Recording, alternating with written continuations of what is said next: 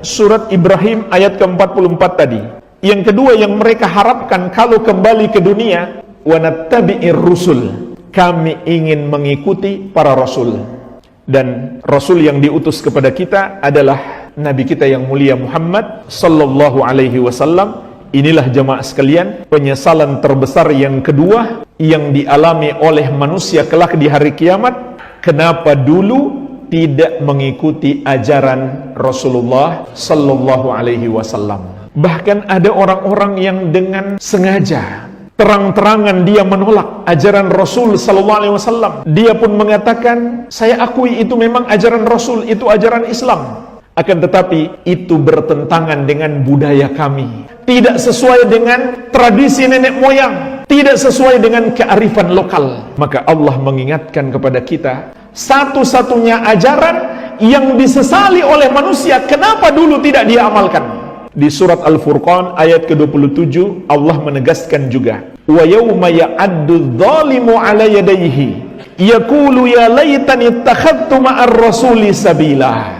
Ingatlah hari ketika orang zalim itu menggigit kedua tangannya. Yaqul, seraya dia mengatakan, ya laitani ittakhadtu ma'ar rasuli sabila. Aduhai, andai dulu aku mengikuti jalan Rasul. Itulah yang dia sesali. Kenapa dulu tidak mengikuti jalan Rasulullah sallallahu alaihi wa ala alihi wasallam? Maka setiap kita hendaklah mengoreksi diri kita, sejauh mana kita mengikuti petunjuk-petunjuk Nabi Muhammad sallallahu alaihi wasallam.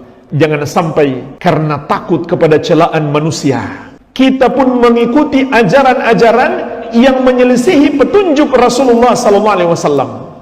Maka kelak di hari kiamat Allah akan tunjukkan kepada kita yang seharusnya kita takuti adalah azab Allah subhanahu wa ta'ala. Allah sebutkan di surat Al-Qasas ayat ke-62 dan ayat ke-65 dua pertanyaan. Yang pertama kata Allah, wa yauma yunadihim fayaqul, dan ingatlah hari ketika Allah memanggil mereka semuanya. Seraya Allah mengatakan, aina syuraka'i alladzina kuntum taz'umun, mana yang kalian persekutukan dengan aku, yang kalian sangka sebagai Tuhan-Tuhan yang layak disembah selain Allah. Menyesal ketika itu orang-orang yang mempersekutukan Allah. Yang kedua, wa yauma yunadihim fayaqul, ingatlah hari kata Allah ketika Allah memanggil mereka semuanya, seraya berfirman, madza ajabtumul mursalin, apa jawaban kalian, apa sikap kalian terhadap ajaran para rasul, ajaran Nabi Muhammad sallallahu alaihi wasallam, kamu amalkan tidak? Inilah jemaah sekalian satu-satunya ajaran yang Allah akan mintai pertanggungjawaban kelak di hari kiamat. Allah nggak akan bertanya ajaran, budaya, adat, tradisi. Yang Allah tanyakan ajaran Muhammad SAW, kamu amalkan atau tidak? Maka sebelum datang hari penyesalan, hendaklah hari ini kita ambil pelajaran untuk kita memperbaiki diri, mentauhidkan Allah dan membangun amalan kita di atas tauhid dengan mengikuti petunjuk Nabi Muhammad SAW. Maka itulah yang disebut dengan amal soleh. Pelopor bagian sunnah Asia Tenggara.